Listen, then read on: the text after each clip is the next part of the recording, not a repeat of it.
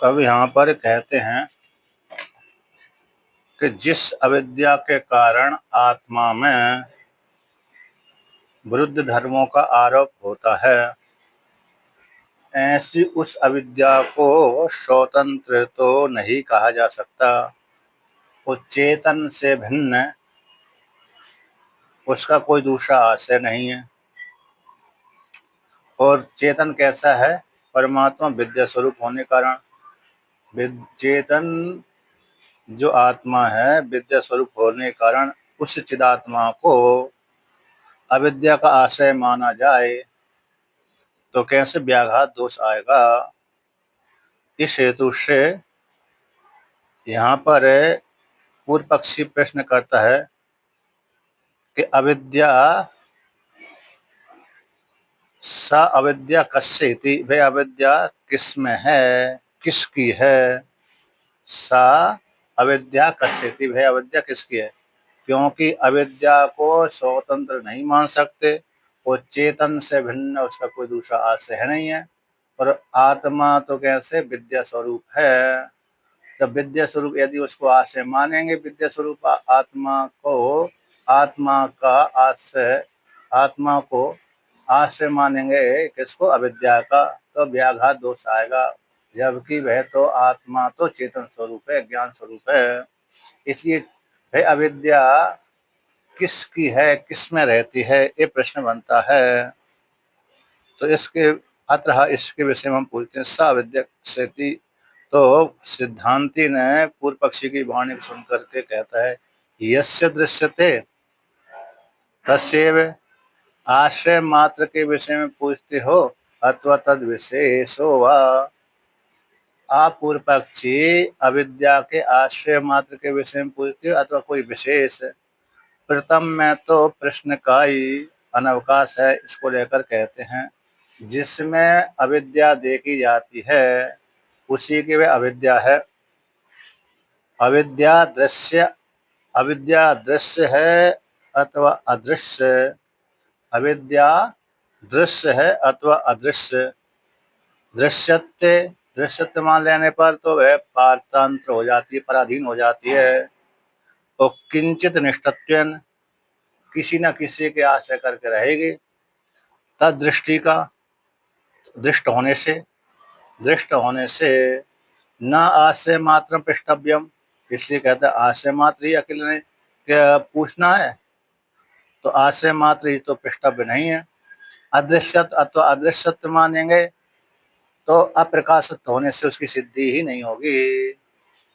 यदि अविद्या को अदृश्य मानेंगे तो अप्रकाश होने से उसकी सिद्धि नहीं होगी, जैसे अंधकार में वस्तु की सिद्धि नहीं हो पाती। इसलिए हम पूछते हैं कस्य दृश्यते इति। तो द्वितीय को प्रश्न करते हैं कि तद विशेष कोई, कि किसके आश्रय करके रहती है, किसकी है। कस्य दृश्यते, किसमें देखी जाती है, किसकी देखी जाती है अविद्या।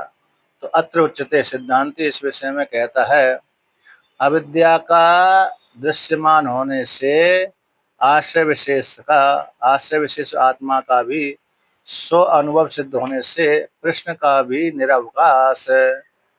अविद्या कैसे? दृश्यमान होने से, और आश्रय विशेष जो आत्मा है सभी का अधिष्ठान है, वह स्व अनुभव के द्वारा सिद्ध होता है।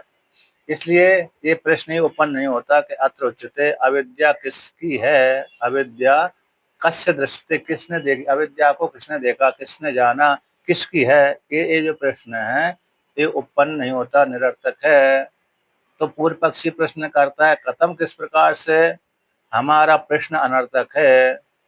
दृश्यते चेद अविद्या तदवंतम अपि पश्यसि। तो सिद्धांति कहता है यदि अविद्या दिख रही है, चेद यानी यदि अविद्या दिख रही है, तो अविद्या दिख रही है तो अविद्या वाले को भी आप जानते हैं। तदवंतम, अविद्या यदि दिख रही तो अविद्या वाले को भी आप जानते हैं। न च तद्वती उपलब्ध माने सा कस्येति प्रश्नोक्ता। कहते हैं अविद्या वाले वस्तु के, अविद्या और अविद्या वाले वस्तु के प्राप्त हो जाने पर, जैसे किसी को किसी की वस्तु दिख रही है और वस्तु अमुक व्यक्ति की है, ऐसे उस उपलब्ध हो जाने पर ये प्रश्न उत्पन्न नहीं होता कि ये वस्तु किसकी है। ये वस्तु अमुक व्यक्ति के पास में रखी है तो उसी की होगी। तो जिस अभी वस्तु वाले व्यक्ति के उपलब्ध हो जाने पर तदवती यानी बाला एन जो वस्तु है जिसकी ऐसा वो व्यक्ति उसके उपलब्ध हो जाने पर सा कस्य इति प्रश्न है, किसका है, किसकी वस्तु है, ये प्रश्न उत्पन्न नहीं होता। जैसे व्यक्ति ने अमुक व्यक्ति ने ये मकान बनाया है, गृह बनाया है, तो गृह बनाया तो गृह बनाने वाले व्यक्ति की जब उपलब्धि हो रही है तो उपलब्धि हो जाने पर ये नहीं पूछा जाता किसका मकान है, किसका गृह है। तो इस प्रकार से उसी प्रकार से जिसमें अविद्या देखी जा रही, अविद्या वाला व्यक्ति उत्पन्न हो रहा है, प्रत्यक्ष है, तो ये नहीं पूछी जाती अविद्या किसमें है, किसकी है। नहीं गोमति उपलब्ध माने गावः कस्येति प्रश्न अर्थवान भवेत, यानी क्योंकि गाय के जो चराने वाला व्यक्ति है, कौन है, गाय का इन गौओं को चराने वाला जो व्यक्ति है, गोपाल है, उसके उपलब्ध हो जाने पर गावः कस्येति गाय किसकी है, ये प्रश्न अर्थ वाला नहीं होता। इस प्रकार से सिद्धांति ने उत्तर दिया। ऐसी वाणी सुन करके पूर्व पक्षी प्रश्न करता है कि दृष्टांत और दाष्टांत में विषमता है, दृष्टांत में और दाष्टांत में विषमता है, तो क्यों है, ननो विषमो दृष्टांतो गवाम तद्वतश्च प्रत्यक्षत्वात् संबंधो ही प्रत्यक्ष प्रश्न निरर्थको न ततः ततः अविद्या तद्वांशा प्रत्यक्षौ यतः प्रश्नो निरर्थक स्यात्। कहते हैं दृष्टांत विषम है, कौन सा, गवाम और गव वाला, गवाम गव बताशा, गो और गो वाला ये प्रत्यक्ष दिखता है। यहाँ तो गौए और गौ का स्वामी प्रत्यक्ष देखे जाने से संबंध भी प्रत्यक्ष देखा जाता है कि अमुक व्यक्ति की ही गाय है, इसलिए यहाँ तो प्रश्न अर्थ वाला नहीं होता, निरर्थक हो जाता है। किंतु उसी प्रकार से कहते अविद्या और अविद्यावान, ये अविद्या है और ये अविद्या वाला व्यक्ति है, ये प्रत्यक्ष उपलब्ध नहीं होते, जिससे प्रत्यक्ष उपलब्ध न होने के कारण जिससे प्रश्न निरर्थक होगा, जिसके अर्थात प्रश्न निरर्थक नहीं होता। यदि प्रत्यक्ष उपलब्ध नहीं हो, प्रत्यक्ष उपलब्ध होते तो प्रश्न निरर्थक होता, किंतु प्रत्यक्ष उपलब्ध होते नहीं है। अमुक ये अविद्या है और अविद्या वाला व्यक्ति है, ये प्रत्यक्ष उपलब्ध नहीं होते, इसी हेतु से ये प्रश्न निरर्थक नहीं होता। तो ऐसी प्राप्ति हो जाने पर हम प्रश्न करते हैं, अविद्या वाले का प्रत्यक्षत्व न होने पर भी तेन उससे अविद्या संबंध के सिद्ध हो जाने पर पृष्ठु आपका प्रश्न प्रश्न अनर्थक के, प्रश्न कैसा है, अनर्थक के, अनर्थक के समाधि अनर्थ प्रश्न अनर्थक के समाधि न कसिद्धि। यदि यहाँ पर कहते हैं अप्रत्यक्षण, हाँ अप्रत्यक्षण मतलब प्रश्न किया कि अज्ञान का आश्रय परोक्षत्व मान लेने पर, अज्ञान का जो आश्रय का, अज्ञान यानी अविद्या के आश्रय का परोक्षत्व मानने पर प्रश्न निरर्थक हो जाएगा। प्रश्न अज्ञान का जो आश्रय आत्मा है उसको परोक्ष मानने पर भी प्रश्न निरर्थक हो जाएगा। अप्रत्यक्षेण अविद्यावतः अविद्या संबंधे ज्ञाते किम तब स्यात्, अविद्या जो प्रत्यक्ष नहीं है ऐसे अविद्या वाले व्यक्ति के साथ, अविद्या वाला जो व्यक्ति है उसके साथ प्रत्यक्ष न होने पर, यानी विद्या के संबंध मानने पर, विद्या के अविद्या का, अविद्या वाले जो व्यक्ति है वो प्रत्यक्ष न होने पर, अविद्या के संबंध के ज्ञात होने पर अमुक व्यक्ति का है, तो ज्ञात हो जाने पर किम तब स्यात् आपको क्या होगा, आपका क्या फायदा, किम तब स्यात्। इस प्रकार से यानी प्रत्यक्ष न होने से अविद्या वाला व्यक्ति के प्रत्यक्ष न होने से। अविद्या वाला व्यक्ति यही है, अविद्या वाला व्यक्ति यही है। इस प्रकार से प्रत्यक्ष न होने से अविद्या के संबंध का ज्ञात होने पर तुम्हें क्या लाभ होगा? अविद्या के साथ संबंध हो जाने पर, अविद्या के संबंध के ज्ञात हो जाने पर किम तब शायद आपको क्या मिलेगा, क्या लाभ होगा? यानी अविद्या वाले व्यक्ति के प्रत्यक्ष न होने पर भी, प्रत्यक्ष न होने पर भी तेन इसी हेतु से अविद्या के साथ संबंध सिद्ध हो जाने पर उस व्यक्ति के, तो पूछने वाले आपका प्रश्न अनर्थक समाधि न कसिति, है ना।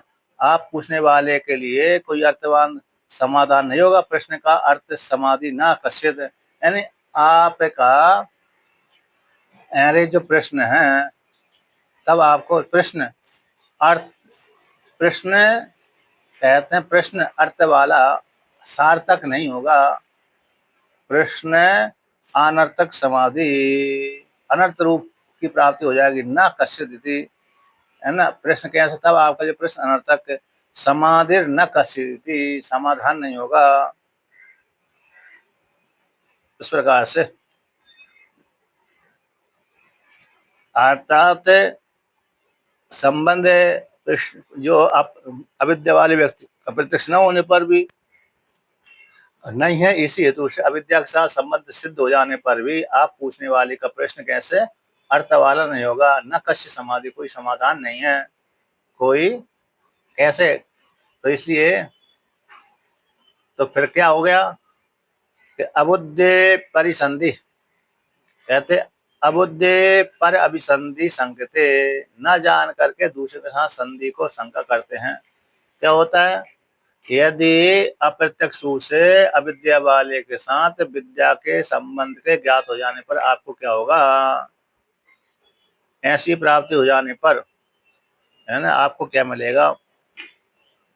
तो इसको उत्तर देते यहाँ पर, जिससे तुम प्रश्न कर रहे हो तुमको क्या लाभ होगा? जो प्रश्न कर रहे हो, है ना, जिससे, अरे जो उसकी अविद्या के साथ संबंध दूसरे का हो गया, तो आप एक प्रश्न, तो प्रश्न करने का क्या अर्थ है ना। जिसको अविद्या लगी हुई थी उसको प्रश्न करता तो सार्थक होता, किंतु दूसरे को अविद्या लगी और दूसरा प्रश्न कर रहा है, तो आपको प्रश्न करने से क्या लाभ होगा? ऐसी प्राप्ति हो जाने पर प्रश्न अनर्थक, जो प्रश्न अनर्थक है वो समाधि न कसित है। प्रश्न जो किया है उसका समाधान कैसे होगा? जिसने अविद्या लगी है वो प्रश्न करता तो उसको समाधान होता, किंतु प्रश्न अविद्या दूसरे को लगी और दूसरा प्रश्न कर रहा है, तो समाधान कैसे प्राप्त होगा?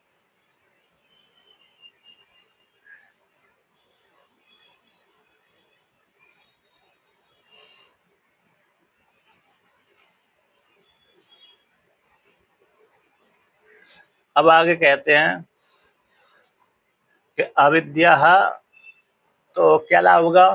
कहते हैं इसीलिए ऐसा प्रश्न कर रहा हूं कि अविद्याया अनर्थ हेतुत्वात् परिहर्तव्य स्यात्, कि जो अविद्या, हम इसलिए प्रश्न कर रहे हैं, भली अविद्या वाले व्यक्ति के प्रत्यक्ष न होने पर भी उसके साथ संबंध सिद्ध हो जाने पर पूछने वाले को क्या लाभ होगा? तो ये लाभ हो जाएगा कि अविद्या अनर्थ की हेतु है, और इसलिए अनर्थ की हेतु होने कारण उसका परिहार करना चाहिए। परिहर्तव्य स्यात्, यदि जान लेंगे कि अविद्या ऐसी अनर्थ की हेतु है, इसलिए उसका परिहार कर लेंगे। तो कहते हैं यस्य अविद्या सा ताम परिहरिष्यति, जिसमें अविद्या लगी हुई है, अविद्या वाले व्यक्ति तस उस अविद्या का परिहार हो जाता है। न अन्य प्रत्यतव्य, तो जिसमें अविद्या लगी नहीं है उसको प्रयत्न क्यों करेगा, है ना, उसको प्रयत्न नहीं करने की जरूरत नहीं है। जिसमें अविद्या लगी हुई है वह उसको हटाने के लिए प्रयत्न करेगा, वह अविद्या को भविष्य में हटा लेगा। ननु मम एव अविद्या, तो पूर्व पक्षी ऐसी वाणी को सुनकर कहता है कि भाई अविद्या मेरे में ही लगी हुई है, अविद्या मेरे में ही लगी है। मम एव अविद्या बत्वात् तत्परिहारे मया प्रयतितव्यम, कि भाई अविद्या मुझ में ही लगी हुई है, इसलिए मेरे को हटाने के लिए प्रयत्न करना चाहिए, कर रहा हूँ। ऐसी शंका हो जाने पर ननु मम एव अविद्या, मेरे में ही अविद्या, तो कहते हैं ऐसी प्राप्ति हो जाने पर जानासी तरी अविद्याम तद्वंतम च आत्मानम, तो फिर तो आप तरी तब तो आप अविद्या को जानते हो और अविद्या वाले अपनी आत्मा को जानते हो कि मैं अज्ञानी हूँ। जानामि ना तो प्रत्यक्षेण, जानता तो हूँ मैं, सिद्धांत तरी प्रश्न प्रश्न अनर्थकम इति, प्रश्न अनर्थक है तो सिद्धांति स्व की अभिसंधि को वर्णन करता है। कहते यदि तुम तरी तब तो अविद्या को जानते हो, अविद्या को जानते हो तो अविद्या वाली अपनी आत्मा को जानते हो। जाना में, मैं जानता तो हूँ, मैं आत्मा को, अविद्या वाली अपनी आत्मा को जानता हुआ भी तद विषय के अध्यक्ष के अभाव से प्रचा में, उस किस प्रकार से अविद्या आई है, इस प्रकार के प्रत्यक्ष अभाव हो जाने से, प्रत्यक्ष भावना होने से पूछता हूँ। ना तो प्रत्यक्षण, प्रत्यक्ष जो इंद्रिय के द्वारा चक्षुआदि प्रमाण के द्वारा जानते हैं, इस प्रकार से नहीं जानता अविद्या को इस प्रकार से, और अपनी आत्मा को भी इस प्रकार से चक्षुआदि इंद्रिय के द्वारा जैसे गाय आदि को जानते हैं, इस प्रकार से नहीं जानता, है ना। अध्यक्ष आदि का अभाव हो जाने से कहते अविद्या वाली आत्मा को जानता हुआ भी तद विषय, अविद्या वाली आत्मा का जो विषय अध्यक्ष का अभाव है, फिर इंद्रिय आत्मा तो चक्षुआदि इंद्रिय का विषय नहीं बनती, इसलिए मैं पूछता हूँ। तो किस प्रकार से वह अविद्या आई है, किस प्रकार से वह अविद्या आई है, और अविद्या का जो आश्रय आत्मा कैसी है, इस प्रकार से। तो कहते जाना में अविद्या को और अविद्या वाली आत्मा को जानता हूँ, क्योंकि प्रत्यक्ष रूप से नहीं जानता हूँ। तो अनुमान चेत जाना सी, यदि तुम अविद्या और अविद्या वाली आत्मा को अनुमान के द्वारा जानते हो, अविद्या और अविद्या वाली आत्मा को अनुमान के द्वारा जानते हो, तब जानते हो तो कथम संबंध ग्रहणम, फिर आपने संबंध ग्रहण कैसे किया। अविद्या वाली आत्मा का प्रत्यक्षत्वम अप्रत्यक्षत्वम कहने वाले आपके द्वारा, तस्य हम अविद्यावान इति, मैं अविद्या वाला हूँ, अविद्या का कार्य होने से, अर्थात अंतकण आदि जो अविद्या के कार्य हैं, व्यतिरेक से मुक्त आत्मवद, तो व्यतिरिक दृष्टान जैसे आत्म तरति शोकम आत्मवित है, आत्मविता शोक से पार कर जाते हैं, तो वो अब शरीर आदि से पृथक मानते हैं अपने को, मैं शरीर आदि से रहित हूँ, इस प्रकार से ब्रह्मविद्ता मानते हैं, किंतु मैं शरीर आदि वाला हूँ, इस प्रकार से जानता हूँ और अविद्या वाला हूँ। इस प्रकार से अनुमान के द्वारा, अन्वय अनुमान के द्वारा यदि तुम जानते हो, तो फिर अविद्या का आत्मा के साथ संबंध कैसे हो गया, अविद्या के साथ आत्मा का संबंध कैसे हो गया। ऐसी प्राप्ति हो जाने पर संबंध ग्रहण कैसे, आत्मा का अविद्या के साथ संबंध ग्रहण करने में का अनुपत्ति क्या दोष आ रहा है, ऐसी आशंका करके, यानी संबंध आत्मा का अविद्या के साथ संबंध ग्रहण में, संबंध ज्ञान में का अनुपत्ति का दोष, इति आशंका को लेकर कहते हैं ज्ञाता ही आत्मा, ज्ञाता ही आत्मा, आत्मा तो ज्ञाता ही है, तो सो अविद्या के संबंध को जानता है, ज्ञाता रूप आत्मा ही अपनी अविद्या के संबंध को जानता है, अथवा अन्य ज्ञाता, अन्य व ज्ञाता आत्मा के स्वयं की अविद्या के साथ संबंध को जानता है। संबंध ग्रहण किस प्रकार जानता है, ज्ञाता ही जो आत्मा है, जानने वाली जो आत्मा है, अपने स्वयं की अविद्या के संबंध को स्वयं ही जानता है, अथवा अन्य कोई जानने वाला है ज्ञाता दूसरा, ऐसा विकल्प करके यहाँ पर कहते नहीं, तब ज्ञातुर गेहे भूतया अविद्या तत्काले संबंधो गृहीतुम शक्यते, यानी क्योंकि आप जो ज्ञाता है, आपकी गेय भूत जो अविद्या है, उसका उस अविद्या के साथ तत्काल संबंध में, जिस काल में, तत्काल संबंध का अर्थ हो गया स्वयं की अविद्या के प्रति ज्ञातृत्व अवस्था में, जब अपने आप को जाना मैं ज्ञाता हूँ, जानने वाला हूँ, उस काल में उस अविद्या के साथ संबंध ग्रहण करने में समर्थ नहीं है। सौ की है तो सौ की है तो सौ ही हो गया। सौ की अविद्या का संबंध कुछ जानता है आत्मा अथवा अन्य जानता है, तो सौ ही हो गया। जब अपने आप को ज्ञाता रूप से जान रहा है, उसी काल में अविद्या को कैसे जानेगा? है ना, सौ है तो सौ से सौ की यानी अपनी है तो अपने से भिन्न दूसरी रही नहीं। जब दूसरी नहीं रही तो संबंध को ग्रहण कैसे करेगा? यदि मानता है तो कर्म करते विरोध आता है। स्वयं को ही कर्म बनाता है, स्व को ही कर्म बनाता है, तो कर्म करते विरोध आता है। क्यों? उसी को लेकर कहते हैं अविद्या का तो विषय रूप से ग्रहण करके उसका ज्ञात रूप से आत्मा को स्वीकार किया है। इसलिए युक्त आत्मा का, जो ज्ञात रूप से युक्त आत्मा का, उस आत्मा की अविद्या, उस आत्मा की जो अविद्या है, उस आत्मा रूप अविद्या अपनी आत्मा में ही कैसे संबंध का ज्ञातृत्व होगा? एकस्य कर्म करती विरोध, कहे अपने ही कर्म करती विरोध होगा। स्वयं को जानना। आत्मा तो कैसा ज्ञाता है? ज्ञात रूप आत्मा की गेय भूत अविद्या का साथ, जो गेय भूत अविद्या तो स्वयं की अविद्या है।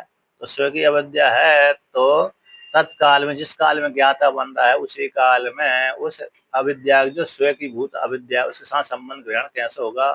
अतः घृतुम न सकते, क्योंकि भाई अविद्या स्वयं की है तो स्वयं की है, तो ज्ञात और गेय में दोनों एक ही कोटि में आ रहे हैं, एक ही कोटि में आ रहे हैं। तो अब उसकी स्वभूत अविद्या शक्ति होने कारण विश्वरूप न मानने से संबंध ग्रहण नहीं होगा, पृथक न मानने से संबंध ग्रहण नहीं होगा। यानी अविद्या को विषय रूप से ग्रहण करके उसका ज्ञात रूप से आत्मा का उपयोग किया जाता है। उस आत्मा की जो अविद्या है, उस अविद्या को आत्मा में, स्व की आत्मा में, उसी आत्मा की उस आत्मा की अविद्या का, जो स्व की अविद्या है, स्व की तो स्व से भिन्न नहीं हुई, स्व की अविद्या स्व से भिन्न होने का स्व में ही कुतः संबंध का ज्ञातृत्व बनेगा। यानी अविद्या को विषय रूप से कैसे बनाएगा? इसलिए यदि एक कोई विषय अपनी आत्मा, कोई विषय अपनी आत्मा कोई कर्ता बनाता है तो कर्म करते बोध आता है। इसी अविद्या विषयत्वेन एव ज्ञात उपयुक्तत्वात्, अविद्या का तो विषय रूप से ज्ञाता का उपयोग किया जाता है कि ज्ञाता अविद्या को जानने वाला है। इसलिए तो ये पहला प्रश्न किया था, ज्ञाता ही आत्मा स्वयं की अविद्या के संबंध को जानता है क्या, अथवा अन्य ज्ञाता इससे स्व की अविद्या के संबंध को जानता है? तो पहला स्वयं को अविद्या के संबंध को जानेगा अनुमान प्रमाण के द्वारा, तो फिर कर्म करते विरोध आएगा। न चा ज्ञातुर अविद्याश्च संबंधस्य यो गृहीता ज्ञानम च अन्यद विषयम संभवती अनवस्था प्राप्ते। अब द्वितीय को खंडन करते हैं। द्वितीय यानी कोई स्वयं की अविद्या के संबंध को अन्य ज्ञाता जानता है, कैसे जानते हैं? तो उसका खंडन करते हैं। कहते न चा ज्ञातुर जो अविद्या है, ज्ञाता का और अविद्या के संबंध को जो ग्रहण करने वाला गृहीता है, यानी ग्रहण करने वाला ज्ञान, और ज्ञानम च अन्यत, ज्ञानम च अन्यत तद विषयम यानी गे भूत ज्ञाता के, गे भूत जो ज्ञाता है, उस ज्ञाता को की और अविद्या की जो विषय है ज्ञान, अन्य तद विषयम, इन संबंधी ज्ञान संभव नहीं हो सकता। अतः ज्ञाता की और अविद्या के संबंध को ग्रहण करने वाला जो गृहीता है, और कहते हैं ज्ञानम च अन्यत, जो अविद्या को और ज्ञाता को विषय करने वाले जो अन्य विषय ज्ञान दूसरा न संभवती, गृहीता ही ज्ञान बन जाता है। अंतःकरण से युक्त होकर के ज्ञान ही अन्यत गृहीता से भिन्न नहीं है ना। उस काल में स्वप्न अवस्था में जो ज्ञान होता है वो ग्रहण करने वाले गृहीता से भिन्न नहीं रहता। गृहीता ही ज्ञान होता, ग्रहण करने वाला ही वो ज्ञान रूप ज्ञानी है। ग्रहण करने वाला गृहीता वो ज्ञानी है, ज्ञान उस ज्ञाता से भिन्न नहीं है। यानी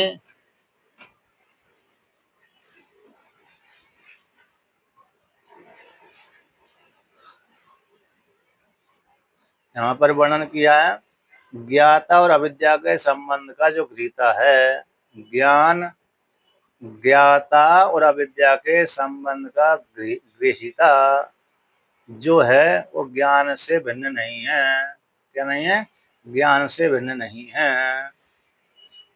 संबंध का ग्रहण करने वाला ज्ञात गृहीता, मतलब अविद्या और ज्ञाता के संबंध को जो गृहीता है का संबंध गृहीता जो है वो ज्ञान है।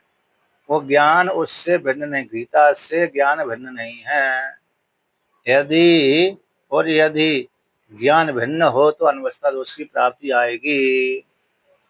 कहते इसलिए नाचा ज्ञातु और अविद्या के संबंध को जो गृहीता है ना, गृहीता है, वो ज्ञानम च अन्य तद्विषयम न संभवती। इनको ग्रहण करने वाला ज्ञान इस गृहीता से भिन्न नहीं है। अन्य तद्विषयम न संभवती, यदि मानते हैं कि ज्ञान अलग है तो फिर कैसे हो जाएगा? गृहीता से ज्ञान भिन्न है तो अनवस्था आदि दोष की प्राप्ति हो रही है।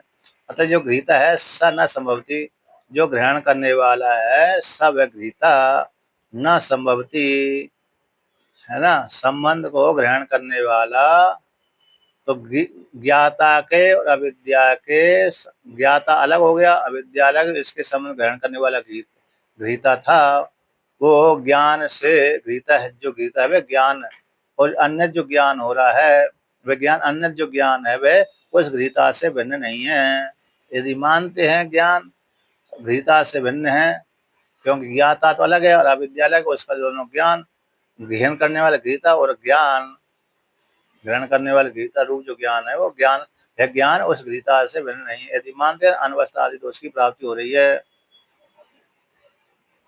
तो अनवस्था आदि दोष की प्राप्ति कैसे होगी तो उसको लेकर के यहाँ पर वर्णन करते, प्रपंच करते हैं। जो योग गृहीता स न संभवती, वो ज्ञान से भिन्न नहीं है, ज्ञान भी गृहीता से भिन्न नहीं है। जो गृहीता है स न संभवती, दूसरा कोई ग्रहण करने वाला नहीं है। जो कहते हैं जो ज्ञाता है अविद्या है, ज्ञात और अविद्या संबंध ग्रहण करने वाला वो ज्ञान स्वरूप गृहीत ही होता है, वह अन्य कोई दूसरा नहीं है। तो कहते हैं जो संबंध को ग्रहण करने वाला कोई अन्य ज्ञाता है क्या, यहाँ से जो प्रश्न किया था, तो ज्ञात ही आत्मा, ज्ञात ही तो इस अविद्या के संबंध को ग्रहण करता है। ज्ञाता ही तो अविद्या को ग्रहण करता है, अविद्या के संबंध ग्रहण करता है। तो अविज्ञाता के और अविद्या के संबंध को ग्रहण करने वाला जो गृहीता है वह गृहीता, ग्रहण करने वाला गृहीता ज्ञान, और जो ज्ञान वह अन्य विषय नहीं है, अन्य संभव नहीं है, तद विषयक है। तद विषय ज्ञाता और अविद्या को विषय करने वाला ज्ञान दूसरा कोई नहीं है। यदि मानते हैं तो अनवस्था दोष की प्राप्ति होती है। तो अनवस्था दोष की प्राप्ति कैसी होती है उसको लेकर कहते हैं यदि ज्ञाता अपि ज्ञेय संबंधो ज्ञायता, यदि जो ज्ञाता है ज्ञेय के साथ संबंध हो गया, अविद्या रूप ज्ञेय है उसके साथ संबंध मानने पर तो ज्ञेय कोटि में ही आ जाएगा। ज्ञाता भी कैसा है? ज्ञेय कोटि में आएगा। अन्यो अतोस्व ज्ञाता रूप ज्ञेय के संबंध को जानने के लिए फिर दूसरा कोई अन्य ज्ञाता की कल्पना करना पड़ेगी, अन्य कोई ज्ञाता की कल्पना करना पड़ेगी। तो फिर तस्य जो दूसरा जो कल्पना की गई है ज्ञाता की, जानने वाले की, गृहीता की, तो वह भी तो ज्ञेय कोटि में आ रहा है, उसके लिए कोई अन्य ही ज्ञाता की कल्पना करना पड़ेगी। तो कहते हैं वह भी ज्ञेय कोटि में आता है, तो ज्ञेय कोटि में आएगा तो उसके लिए अन्य की अरे कल्पना करना पड़ेगी, इससे अनवस्था दोष आदि की प्राप्ति हो रही है। यानी ज्ञाता भी ज्ञेय के साथ संबंध रूप से जाना जाता है, तो ज्ञेय कोटि में आ जाएगा। तो ज्ञाता और ज्ञेय दोनों एक हो गए, तो ज्ञाता और ज्ञेय दोनों के एक हो जाने पर अन्यों उस ज्ञात और ज्ञेय को ज्ञेय कोटि में जाने से उसको जानने के लिए कोई दूसरा अन्य ज्ञाता, अब जो पहले जैसे ज्ञाता ज्ञेय कोटि में आएगा, आने वाला ज्ञाता भी ज्ञेय कोटि में आ जाता है, वह भी ज्ञाता भी ज्ञेय बन जाएगा। तो ज्ञेय कोटि में जाने से उसके उसको जानने के लिए तीसरा ज्ञाता की आवश्यकता पड़ेगी। तीसरा ज्ञाता भी ज्ञेय कोटि में जाएगा, जैसे पहला ज्ञाता ज्ञेय है अविद्या के साथ संबंध जाने से, तो दूसरा ज्ञाता भी तो ज्ञेय कोटि में आ रहा है। इसलिए अनवस्था आदि दोष की प्राप्ति हो जाएगी। तो अनवस्था आदि वो परिहार नहीं है।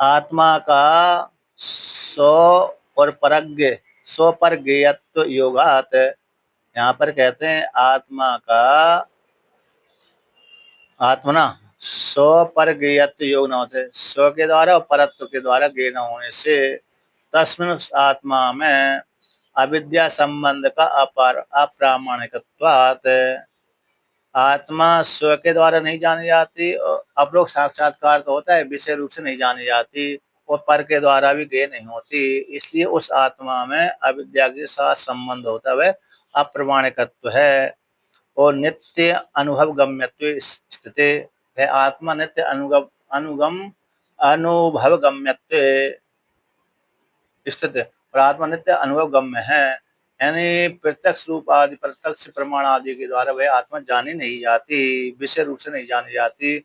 अप्रत्यक्ष रूप से अर्थात किस रूप से, अनुभव गम्य रूप से आत्मा जानी जाती है। इसलिए उस आत्मा के संबंध को ग्रहण करने के लिए दूसरा कोई ज्ञाता, दूसरा भी ज्ञाता, ज्ञाता कोटि मारा, उसको जानने के लिए तीसरा ज्ञाता। यदि विषय रूप से जानेंगे तो आत्मा विषय बनती नहीं है, वो तो अनुभव गम्य होती है। इसलिए यदः च इदं तदैति अध्यार्यम। इस प्रकार से यहाँ पर जो वर्णन किया है, तो ज्ञाता भी, यदि ज्ञाता भी ज्ञेय के साथ संबंध होगा तो ज्ञेयता वो भी ज्ञेय कोटि में आ जाने से अन्य उसका ज्ञाता होगा, अन्य ज्ञाता की कल्पना करेगी और अन्य ज्ञाता भी जैसा पहला ज्ञाता ज्ञेय कोटि में आएगा, दूसरा ज्ञाता भी ज्ञेय कोटि में आएगा, उसके लिए तीसरे ज्ञाता की आवश्यकता पड़ेगी। वह भी तो ज्ञाता ज्ञेय में आ रहा है, इसलिए उसको जानने के लिए वह तीसरे चौथे ज्ञाता आदि की जरूरत पड़ेगी। और जबकि आत्मा तो कैसा है, ज्ञेय कोटि में आती नहीं है, आत्मा विषय रूप से जानी नहीं जाती, अनुभव गम्य है। इसलिए अविद्या के साथ संबंध कैसा, अप्रमाणिकत्व है। इसलिए यदि पुनर्अविद्या ज्ञेया अन्यद्वा ज्ञेयम ज्ञेयम एव, यदि जो पुनः यदि पुनर्अविद्या कैसे ज्ञेय है, तो अविद्या ज्ञेय है तो अन्य जो ज्ञेय वस्तु होती है वो ज्ञेय ही होती है, ज्ञाता नहीं बनते। उसी प्रकार से तथा एव ज्ञाता एव अपि ज्ञाता एव, ज्ञाता अपि ज्ञाता एव, तो ज्ञाता तो ज्ञाता ही होता है, न ज्ञेयम भवति, वह ज्ञेय कोटि में आता ही नहीं है। यदा च एवं अविद्यादि दुःखत्वादेर न ज्ञातु क्षेत्रज्ञस्य किंचित दुष्यति। इसलिए जिस काल में अविद्या आदि के द्वारा झूठा आरोप कर दिए जाते हैं, उनसे ज्ञाता क्षेत्रज्ञ का कोई भी दोष नहीं लगता। जैसे रस्सी में सर्प का आरोप झूठा दोष लगा देते हैं, से रस्सी में कुछ बनता बिगड़ता नहीं है, उसी प्रकार से अविद्या का झूठा, अविद्या के द्वारा आत्मा में सुखित्व दुखित्व का जो आरोप कर दिया जाता है, तो उससे आत्मा में सुखी दुखी धर्म का आरोप नहीं होता, सुखी दुखी नहीं बनती आत्मा। इस प्रकार से वर्णन किया। तो ज्ञातु आत्मा में कोई दोष नहीं होता, किंतु ज्ञातु आत्मा में जो झूठा आरोप लगाया जाता है उससे कोई दोष नहीं होता। ऐसा जो वर्णन किया, इसको पूर्व पक्षी सहन नहीं करता। ननु अयम एव दोषो यद दोषवत क्षेत्र विज्ञातम, यही तो एक दोष है कि जो दोष वाले क्षेत्र को जानने वाला ज्ञाता है, विज्ञाता है ना। यही तो एक दोष है, जो दोष वाले अविद्या को जानने वाला है, यही तो एक दोष है। यह दोष वाली जो क्षेत्र है उस क्षेत्र का विज्ञातत्व है, तो यही तो दोष है। ना ऐसी बात नहीं है। विज्ञान स्वरूपस्य अविक्रियस्य विज्ञातृत्व उपचारात, आत्मा तो विज्ञान स्वरूप है, अविक्रिय स्वरूप जो आत्मा है उसमें विज्ञात धर्म गौण रूप से आरोप किया गया है। तो यहाँ पर कहते हैं जो विज्ञातृत्व है, विज्ञातृत्व है जो किम ज्ञातृत्व है, ज्ञान क्रिया का कर्तृत्व है अथवा ज्ञान स्वरूप का कर्तृत्व है। विज्ञातृत्व जो किम विज्ञातृत्व है, विज्ञातृत्व क्या है कि ज्ञान क्रिया कर्तृत्व को विज्ञातृत्व कहते हैं, या तो ज्ञान स्वरूप है, ज्ञान स्वरूप को ज्ञातृत्व कहते हैं। आद्य में से तो कहते हैं आद्य न आद्य से, तो ज्ञान क्रिया का कर्ता को ज्ञातृत्व नहीं कहते, ज्ञान क्रिया के कर्ता को ज्ञातृत्व नहीं कहते। तो कहते हैं ना अद्या तद अनभ्युगमात तत्प्रत्युक्त दोष अभवात, तत्प्रोक्त यानी ज्ञान क्रिया का कर्ता आत्मा में, क्योंकि आत्मा असंग है, कूटस्थ है। आत्मा कैसी असंग और कूटस्थ है, तो आत्मा असंग कूटस्थ होते तो असंग होते तो ज्ञान क्रिया का कर्तव्य कैसे बनेगी। तो विज्ञान स्वरूप अविक्रिय आत्मा का तो कहते हैं द्वितीय ज्ञातृत्व, विज्ञान ज्ञान स्वरूप को ही ज्ञातृत्व मान लिया जाए, तो कहते हैं द्वितीय ज्ञान तो ज्ञातृत्व का उपचार हो जाने से न तत्कृत है दोष अस्ति। कहते हैं ज्ञान स्वरूप है आत्मा का, अभिक्रिय आत्मा का विज्ञातित्व है, जो जानती है, आत्मा जानने वाली है, गौण रूप से प्रयोग कर देते हैं। यथा उष्णता मात्रेण अग्नि से तपती क्रिया उपचाराद्वत, उपचार तद्वत।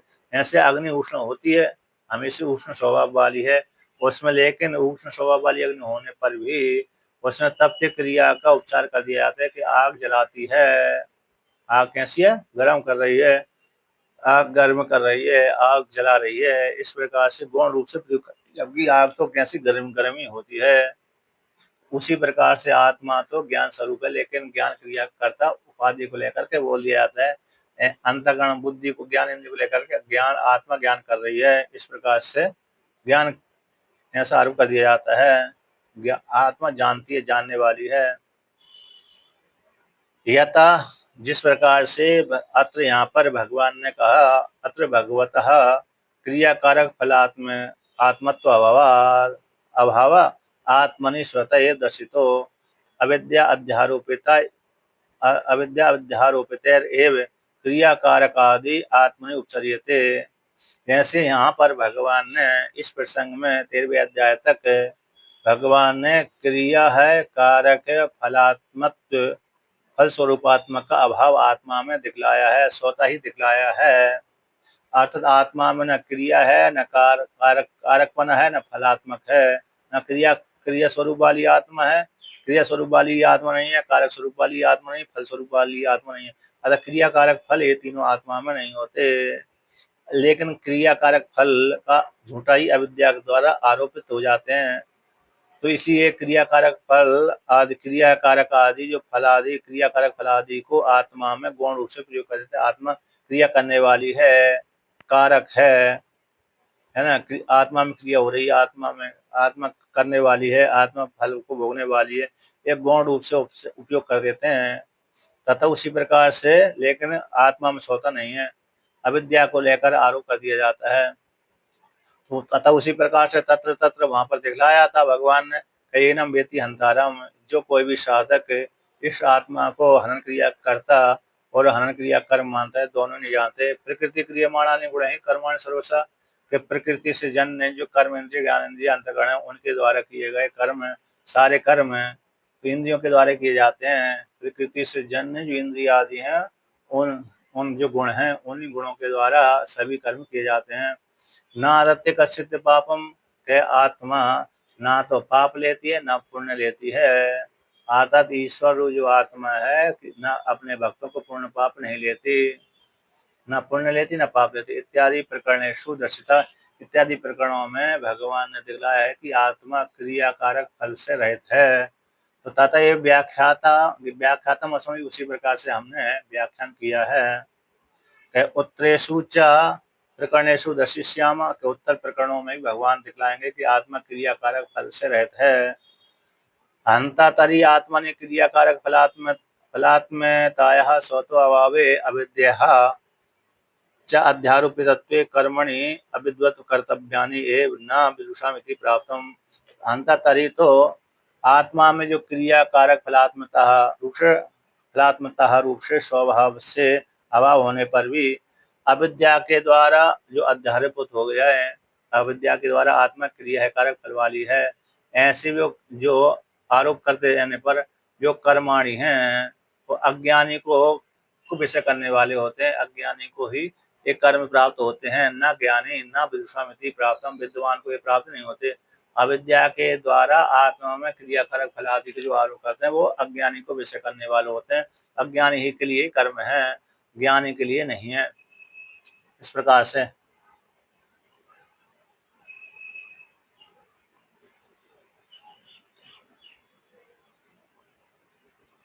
आत्मा में वास्तविक क्रिया आदि के अभाव हो जाने पर भी अध्यास से उसकी सिद्धि हो जाती है।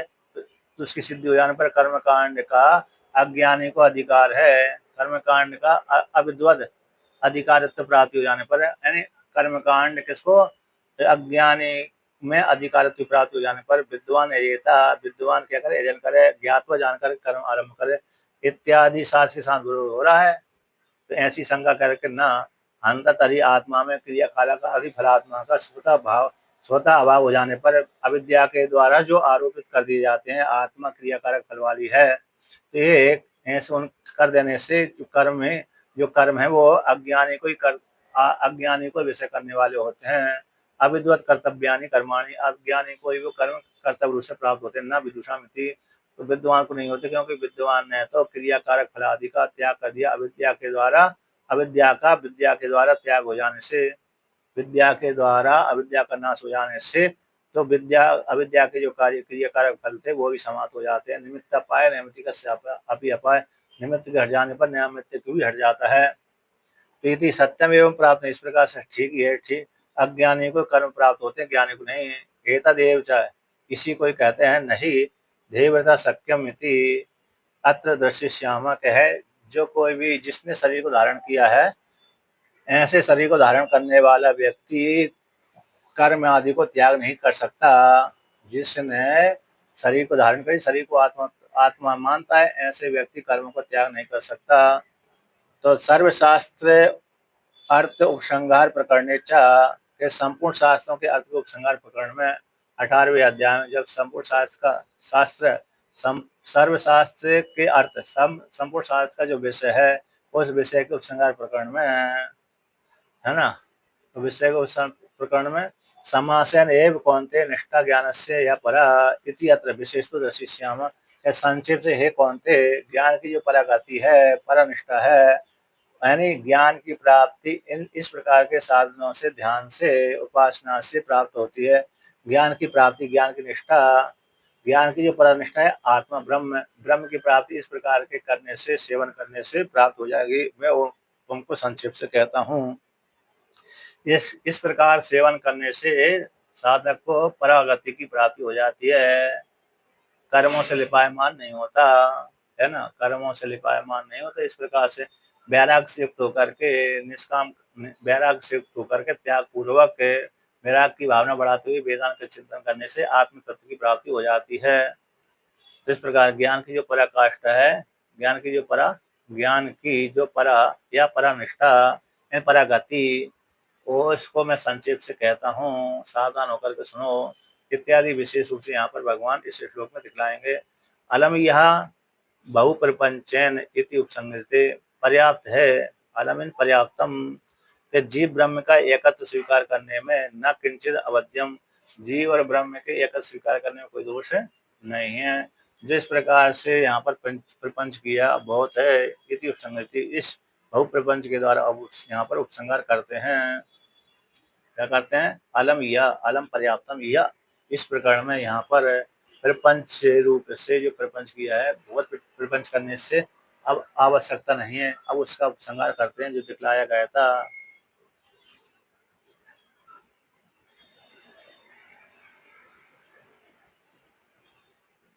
इस प्रकार से वर्णन किया, यानी जीव और ब्रह्म की एकता, जीव और ब्रह्म कैसे एक है, एक होने पर तो जीवात्मा में और परमात्मा में अर्थात जो दोष आदि लगाए थे वो कुछ दोष बिल्कुल भी नहीं है। अविद्या को लेकर आरोप होता है, इसलिए जीव परमात्मा ही, परमात्मा ही उपाधि को लेकर जीव संज्ञा की प्राप्ति होती है। इसलिए जीव और परमात्मा का एक हो जाता है, क्योंकि उसका स्वरूप है। जीव का स्वरूप परमात्मा ही है, परमात्मा से जीव भिन्न नहीं है।